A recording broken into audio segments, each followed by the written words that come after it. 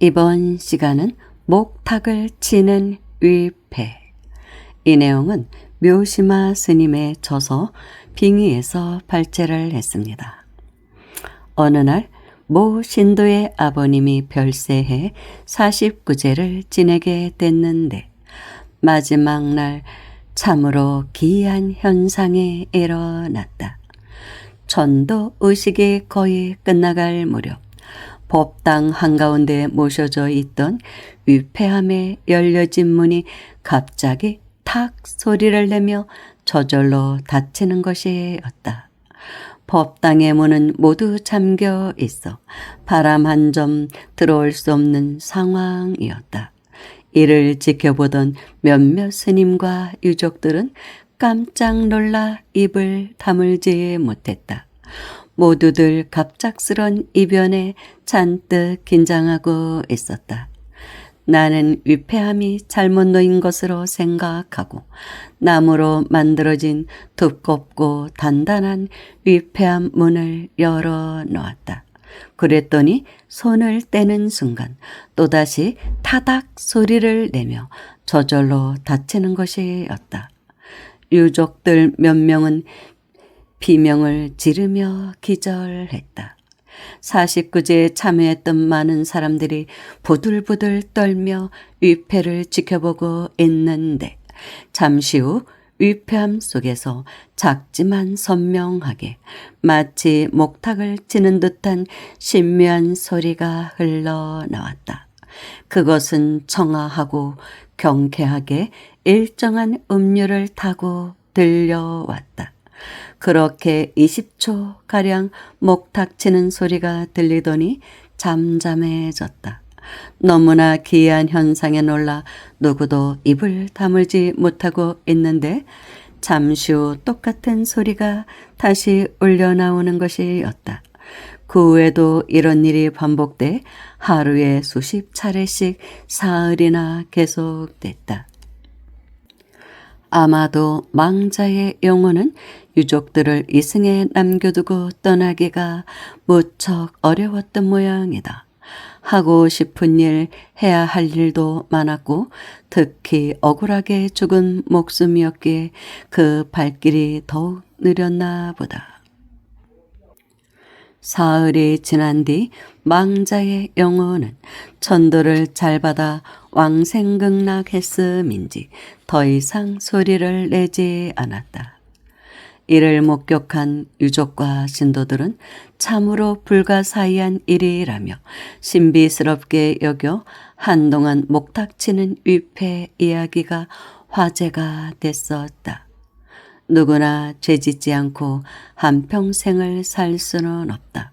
그래서 사후의 숱한 영혼들은 업보에 시달린다.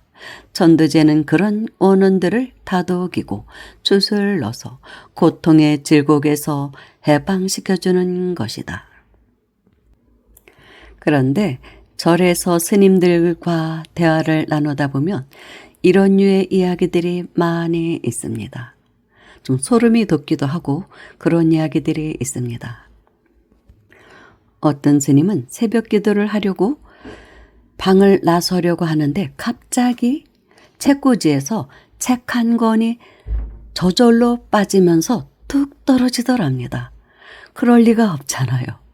사람이 손을 대지도 않았는데 책꽂이에서 책이 이렇게 쏙 빠져서 방바닥으로 떨어지는 일은 없죠. 그래서 스님이 너무 놀라서 이제 관을 해보니까 영가가 보이는 것이죠.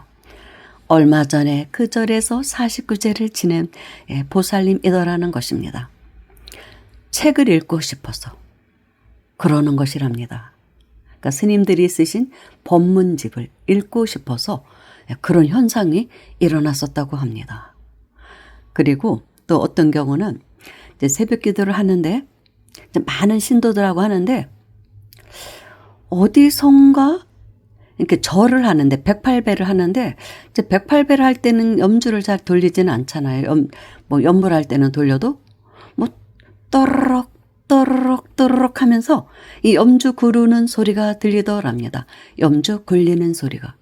그래가지고 다들 소름이 착 끼쳐가지고 있는데 관을 해보니까 그분도 그 절에서 49제를 지내고 있는 분이었는지 아무튼 그런 분인데 눈물을 흘리면서 그렇게 염주를 굴리면서 108배 할 때 이제 뭐 염주를 굴리면서 하기도 하죠.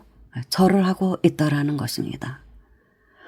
그러면서 이제 스님이 이제 관을 해서 대화를 해보니까 스님, 제가 살아생전 열심히 수행하지 못하고 죽은 것이 너무나 원통합니다. 그게 한이 됐습니다. 그러더래요. 좀 더 많이 수행을 하고 죽을 것을, 좀 더 많이 복도 짓고 기도도 많이 하고 죽을 것을 죽어보니까 춥고 배고프고 그런 거예요. 선업을 많이 못 지으면 죽어서 춥고 배고프다고 이제 자손들에게 나타나서 그런 말들을 하거든요. 그런 상태였던 거예요. 그게 너무나 회한이 돼서 그렇게 절에 와서 새벽기도 하는데 와서 같이 스님과 이제 신도들 이제 여러분이 같이 새벽기도를 하면서 108배를 할 때 같이 염주를 들고 108배를 하고 있더라는 것입니다. 그런 일들도 있다고 합니다. 그리고 뭐 또 이렇게 심술궂은 영가들은 제사 지낼 때 바람도 불지 않았는데 촛불을 입으로 획 불어서 꺼트린다고 합니다. 심술 부리냐고. 그래서 다시 당기죠. 그러면 또 획 불어가지고 촛불을 꺼트리고. 그럼 이제 스님들은 이제 아시니까 막 이제 야단을 치시죠. 영가님 그러면은 업이 된다고. 삼부전에서 이게 무슨 적이냐고 막 그러십니다. 그러면 조용해요. 그다음부터는 촛불이 잘 타오릅니다. 그러면 진짜 소름 돋긴 하더라고요. 그런 일이 있으면. 그리고 어떤 분은 이제 며느리가 갑자기 죽었어요. 갑자기 쓰러져서 피를 토하고 갑자기 죽어가지고 이제 시어머니가 이제 며느리 49제를 시어머니가 지내게 된 거예요. 근데 아들은 그 이제 남편 되시는 분이죠. 남편 되시는 분은 시어머니 아들 부인의 그 영정을 보기가 싫다는 거예요. 너무 속이 상해서. 그래서 들어오지도 않고 법당 밖에서 왔다 갔다 하시는 거예요.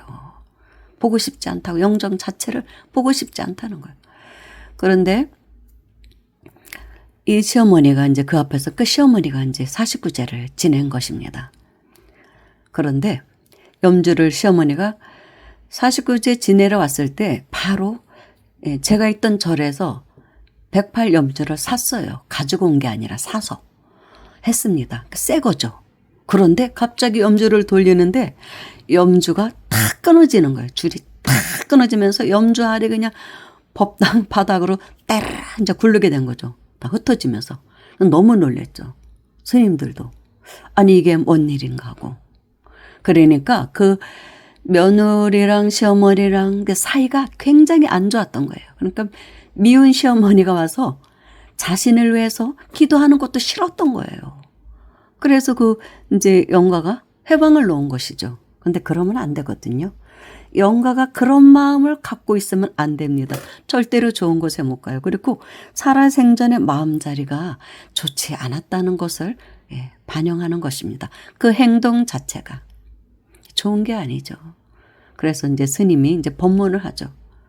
설령 살았을 때 시어머니와 사이가 안 좋았을지라도 이렇게 며느리가 극락왕생하기를 기도하고 있는 시어머니에게 이런 행패를 부려서 되겠습니까? 하고 이제 법문을 하시니까 좀 잠잠해지더라고요. 그런 게 있어요. 그 마음속에 그 맺힌 마음을 풀어야 하거든요. 근데 그걸 갖고 가면 다음 생에 시어머니하고 또 만납니다. 그걸 못 풀었으면. 뭐 시어머니 때문에 자기가 일찍 죽은 것도 아닌데. 그렇게 이제 행패를 부리는 것이죠. 근데 죽으면은 마음이 더 그렇게 그렇다고 합니다. 그냥 외골수로 흐른다고 할까요? 안 좋았던 마음이 더 강해지는 경우도 많다고 합니다. 죽으면. 오로지 나밖에 모르는 이기심만 꽉 차 있다는 것이죠. 왜냐하면 영계에서의 삶 자체가 고달프니까 좋은 업을 짓지 못했기 때문에 거기서도 좋은 곳에 못 있으니까 너무 힘들으니까 오로지 내가 힘든 생각밖에 없는 것이죠. 그래서 이제 가족들에게 나타나서 이제 힘들게 한다 그러잖아요. 예, 그런 일이 있는 것입니다. 감사합니다.